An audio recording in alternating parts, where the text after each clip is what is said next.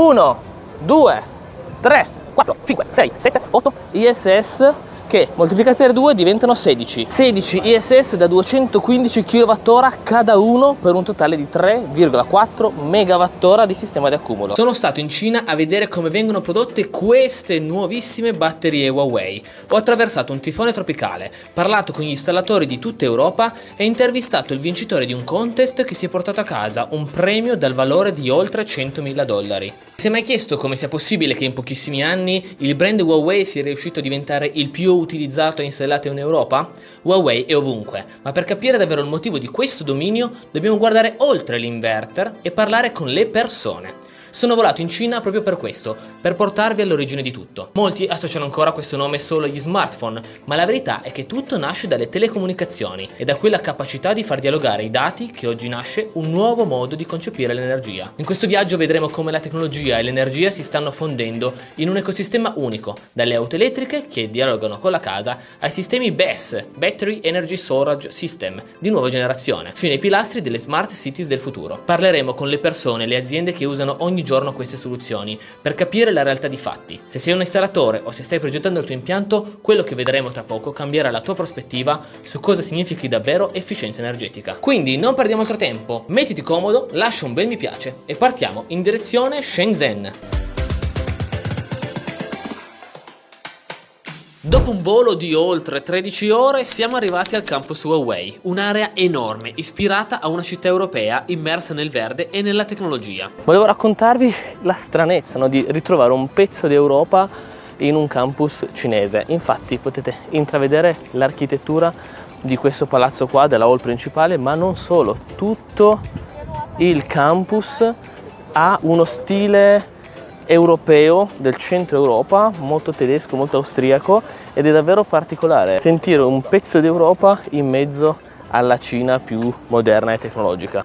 È qui che si è tenuta la premiazione del contest Creator Cup che tra poco vi farò vedere. L'obiettivo di questo video è chiaro, raccontarti tutti gli sviluppi tecnologici dietro una BESS e dietro l'azienda Huawei. Infatti parlerò tra poco anche con diversi installatori. Comunque è bello svegliarsi la mattina con questo fascino europeo ed ecco il nostro transfer. Il secondo giorno è iniziato con un evento particolare, una vera e propria gara tra installatori europei. Dal Portogallo all'Ucraina, passando per l'Italia, ognuno raccontava il proprio progetto legato a Huawei. Alla fine il pubblico votava il più interessante e ovviamente non mi sono fatto sfuggire l'occasione di intervistare anche l'italiano in gara. Ed eccoci qua con un altro italiano di spicco, nonché vincitore del terzo posto per il contest della presentazione degli installatori. Sì. Lui è Massimo Marengo di Alba Solar, quindi quasi compaesani piemontesi. È una domanda semplicissima: perché utilizzi Huawei? Ma prima di tutto presentati, chi sei, cosa fai? Sì, sono Massimo Marengo, il CEO di Alba Solar. Alba Solar è una società storica del fotovoltaico italiano, diciamo che già abbiamo iniziato dal 2003 a fare fotovoltaico. E con Huawei è un rapporto storico perché comunque è già tantissimi anni che collaboriamo. Adesso abbiamo questo progetto presso la GAI Macchine Imbottigliatrici, sì, che è di 8,8 MWh con le BESS ed è attualmente il più grande progetto industriale italiano. Per quanto riguarda il mondo delle batterie. Il mondo delle batterie, esatto. Quindi poi con loro stiamo implementando ovviamente tutte tematiche anche legate alla ricarica. Sì. Quello è un altro tema molto interessante, ad esempio abbiamo un progetto su un centro commerciale dove li metti inverter, BESS, stazione di ricarica in corrente continua. Tutto Huawei. Tutto Huawei. Sì, infatti le stazioni di ricarica le abbiamo viste Intersolar, sì, che hanno una quella ad alta potenza, esatto, sono eccezionali perché hai una potenza di 600 kW e puoi dividerla fino a 10 ricariche, 10 colonnine, quindi puoi ricaricare insieme alla massima potenza e quello diventa strategico poi per, esatto, perché poi trasformare le aziende. Poi nel mondo italiano in dettaglio dell'andamento dell'energia, delle varie strategie per ottimizzare e anche per stabilizzare la rete, no? Perché sì, sta diventando sempre più una criticità. Tu che operi tanto sul mondo ovviamente industriale, agricolo, poi vabbè, anche la provincia, però di base il residenziale rimane un po' più di nicchia, il tuo ruolo diventa fondamentale per stabilizzare la rete. Facendo un fotovoltaico, le pensiline fotovoltaiche, le batterie di accumulo, le stazioni di ricarica, di fatto il supermercato diventa un distributore di energia, di carburante. Certo. Le aziende diventano il distributore di carburante per le macchine dei loro dipendenti. Quindi stiamo andando in una direzione di creare degli ecosistemi dove le aziende e le industrie sono il fulcro. Sì, anche perché il polo dove vai a parcheggiare, che vai a lavorare parcheggiatore, vai a fare la spesa e parcheggi un'oretta, diventa fondamentale proprio perché se tutti fanno impianti industriali, quando tutti producono tutti a mezzogiorno, Sì. la rete è un problema, mentre riuscire a utilizzare sistemi di accumulo grandi, il BES, sì. e un accumulo diffuso come può essere le colonnine può essere la soluzione. Poi adesso il problema principale, sai che abbiamo un problema di immissione in rete. Esatto. Quando dicono bisogna potenziare la rete, ormai con le BES il potenziamento della rete diventa secondario, perché tu praticamente riesci a accumulare l'energia al posto che venderla, però la usi di notte, quindi di sabato e domenica. Non stressi la rete, esatto. No, esatto, tu al posto che immetterla in rete di domenica la immetti in rete, non in rete, l'autoconsumi il lunedì. Grazie mille, non hai più mani disponibili perché quindi premi. E noi riprendiamo il nostro giro alla ricerca di installatori Huawei. Terminato il contest, ho finalmente raggiunto lui, il vincitore della Creators Cup, un progetto da oltre $100.000 di premio. Gli ho chiesto che cosa l'ha reso unico, come ci è arrivato e cosa si porta a casa da questa esperienza. It was a case that they want to get rid of the generators. Ok. Diesel too much cost. So they were looking for alternatives that they will reduce cost actually. Normally in these cases we introduce them a simple off-grid system, a simple inverter with some batteries, but in this case we go above what were designed normally and we introduce the Huawei solution. Okay. So Huawei solution for off-grid. This is something unusual because it's a new product, the 10 MBO, that we can use it for off-grid, and then we built it up with 42 kilowatts of batteries. This was high-level solution. We design it properly, we explain it, we catch the point that it's a Huawei, it will stand for a long time, more than 10 years. So we convince customer and we do it. It's a full electrification of a house. 42 kilowatt hours, 4 times the power of the solar system and of the inverter. So have backup for 4 days. We have the backup of the generator in case that maybe 1 week there is no, but in our case, in our area, Mediterranean, we don't have such a case. We have about 300 days per year sun. Probably Cyprus, like the south of Italy, yes, there's a lot of islands, and on the island it's difficult to bring methane or grid. In the islands, yes, it's difficult, and we consider us an isolated energy grid. Yes. Okay, we have enough electricity grid supply. However, in far areas, this house is the peak of a hill. It's amazing. It's above Paphos, and you can see the whole Paphos area. Oh, wonderful. But the electricity, if there are no customers, the electricity authority, if there are no customers to pay for the transportation of the grid, they don't do it. And the transportation of the grid costs few thousands. So they don't do it for nothing. Why you choose Huawei? Because there is a lot of brands that, and I'm curious about your choice. For sure is not the cheapest one, but it's the most reliable. Yes, It's the most reliable, far beyond the industry standard. So, if you consider this, then you have to put it in the equation of the reliability, the stability, the cost effective, because it will work. If you put the cost of not working something, then Huawei it come above of the cost issues. So we consider Huawei because it's with the time period is the most cost-effective solution. Yes, And we explain during to years, customer accept it and pay for it.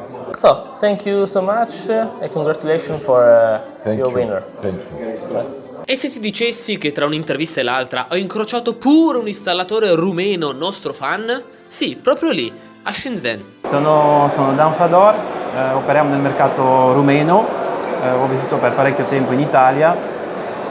Davide è stato, diciamo, uno spunto di ispirazione per noi, quindi adesso siamo partiti dalle sue idee e abbiamo applicato questo in Romania. Diciamo è una soluzione green rumena, però focalizzata tanto sul fotovoltaico. Esatto, per adesso quasi solo fotovoltaico. Ok, e nell'ambito del fotovoltaico sei qua come installatore Huawei, quindi domanda ovviamente legittima, perché hai scelto Huawei come main brand, come brand principale? Perché praticamente è un brand sicuramente tra i più affidabili, possiamo dire tranquillamente dal punto di vista di supporto funziona veramente benissimo e quindi hanno delle soluzioni che sono molto scalabili, cioè per qualsiasi bisogno c'è una soluzione.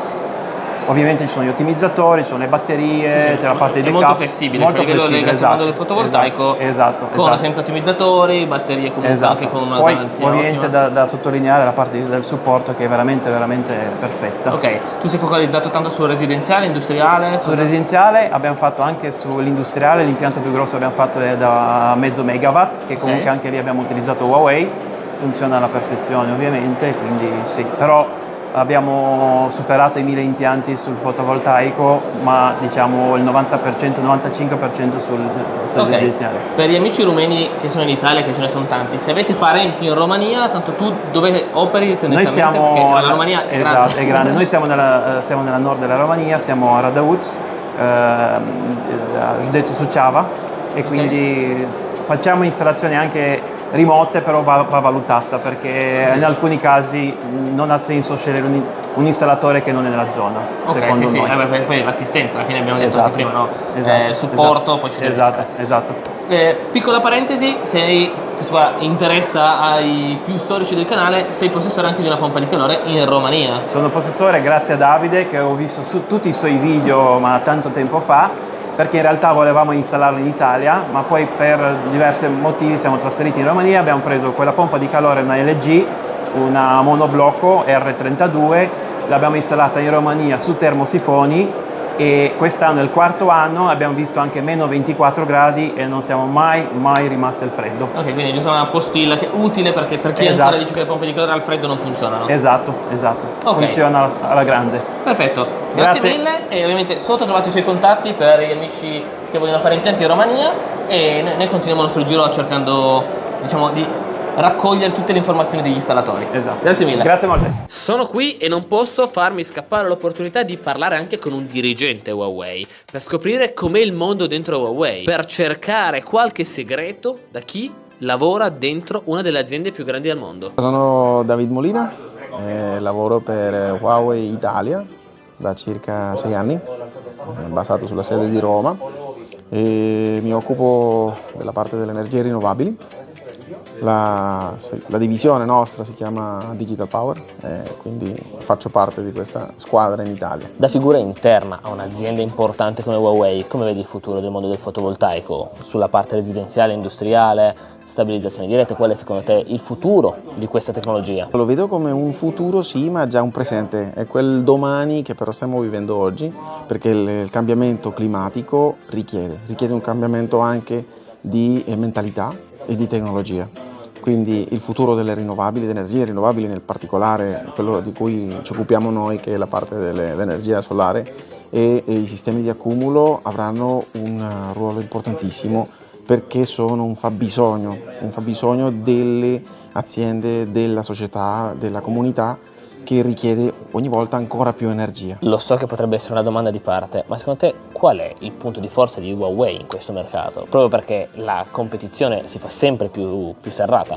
Allora, io ho creduto sempre nel marchio Huawei per il quale lavoro, per la qualità del prodotto. La qualità del prodotto però non è una qualità che percepiamo, che diciamo che promuoviamo noi. ma tutto il contrario, noi abbiamo fatto un lavoro di promozione, un lavoro di marketing nel quale abbiamo dato in mano le soluzioni ai clienti e agli installatori, e in questa fase ci troviamo che sono loro a richiederci le soluzioni Huawei. Una questione che faccio sempre l'esempio, io potrei dire che sono il più bello del mondo, ma se sono gli altri a dirlo sicuramente avrà più credibilità, certo, avrà più peso il passaparola degli altri sulle soluzioni, sulla qualità, sull'affidabilità, piuttosto che quella che possiamo noi dire in propria, esattamente, in propria persona. Ultimissima domanda, com'è banalmente lavorare in Huawei, non è un colosso comunque internazionale come Huawei? Come ti trovi? Quali sono proprio fisicamente i processi produttivi, i ritmi di lavoro, la tipologia di strategia aziendale? Sì, allora, come avevo detto prima, sono entrato in squadra Huawei in Italia, in realtà l'abbiamo aperta la divisione delle energie rinnovabili nel 2019 e fino ad oggi contiamo già 6 anni di operatività in paese.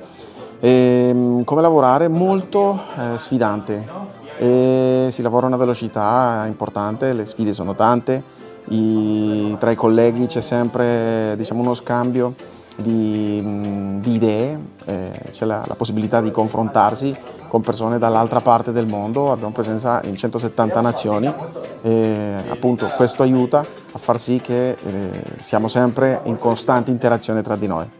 Ok, quindi comunque soddisfatto di lavorare in Huawei? Certamente, Vabbè, certamente. stipendio Sì. a parte, però nel senso, anche a livello professionale. Sì, soprattutto che rivedi i tuoi sforzi, Ok. quindi dipende da te, non conta come normalmente nelle aziende classiche i titoli che hai o magari come sei arrivato o semplicemente il fatto che richiedono certe caratteristiche per una posizione, tu le soddisfi, entri e basta.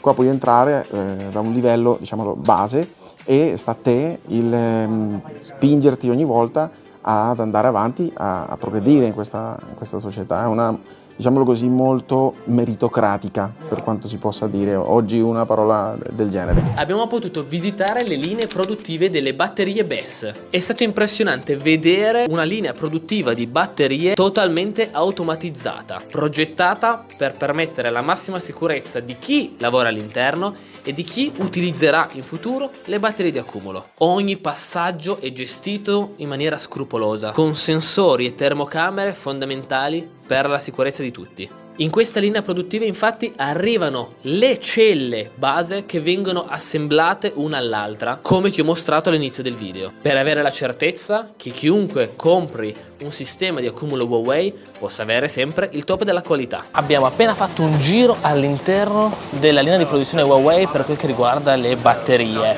Tutto ovviamente estremamente automatizzato, tutto pulito, infatti non siamo potuti entrare con dispositivi elettronici proprio per un discorso di sicurezza e di energia, perché le batterie ovviamente sono tante e ci sono pack davvero giganti, ma sicuramente se ho l'occasione ti mostro qualche video stock. Adesso ovviamente lasciamo la produzione per raggiungere un altro posto, ma ovviamente è tornata la pioggia abbondante. Finalmente è uscito il sole e adesso vediamo un impianto C&I in BESS in funzione, un impianto da ben 3,4 megawattora e infatti è la Gobao Innovation ISS Demo Site. Infatti qua siamo sempre a Shenzhen e vi racconterò in dettaglio questa case history e di come i sistemi ISS, quindi Energy Solar System di grandi dimensioni, perché qua 3,4 megawattora sono una quantità enorme di energia, possono essere al servizio di realtà industriali come quelle che vedete alle mie spalle. L'energia alla fine costa bene o male quanto da noi in Italia, perché il picco è 17 centesimi mentre la tariffa normale è intorno ai 10 centesimi.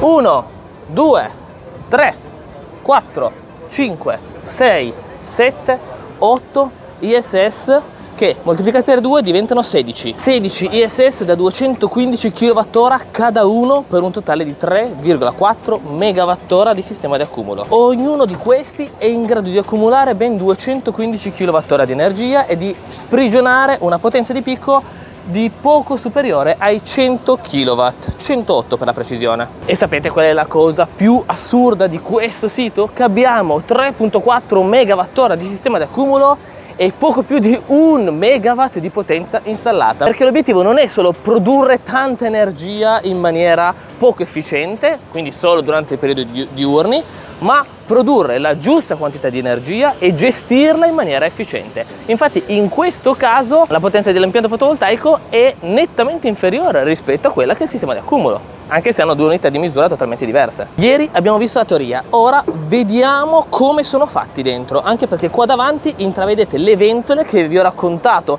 nella prima parte del video per il sistema di raffrescamento che è integrato nella porta. E se noi guardiamo la parte superiore vediamo l'apertura che vi ho descritto per discorsi di sicurezza. Infatti qua occupano poco spazio perché non ho bisogno di aperture laterali per sfogare in caso di bisogno. Ed eccola qua, le nostre BESS aperte. Ovviamente non possiamo aprire quelle effettive perché stanno lavorando e per motivi di sicurezza ovviamente non possiamo aprire e mettere le mani, anche perché parliamo di potenze molto importanti. Possiamo notare quanto descritto ieri, quindi tutto il sistema di raffreddamento viene gestito direttamente nella portiera per permettere un ricambio d'aria e un raffrescamento uniforme. Infatti queste sono le tubazioni che viaggiano nelle piastre presenti tra una batteria e l'altra per raffreddarle in maniera omogenea. Abbiamo poi i pacchi batteria, ognuna delle quali gestite da un ottimizzatore che qua invece viene raffreddato a livello elettronico con delle lamelle di scambio, perché qua abbiamo poi comunque dei flussi d'aria continui. Nella parte sotto abbiamo gli inverter con tutti i sistemi di sicurezza e ovviamente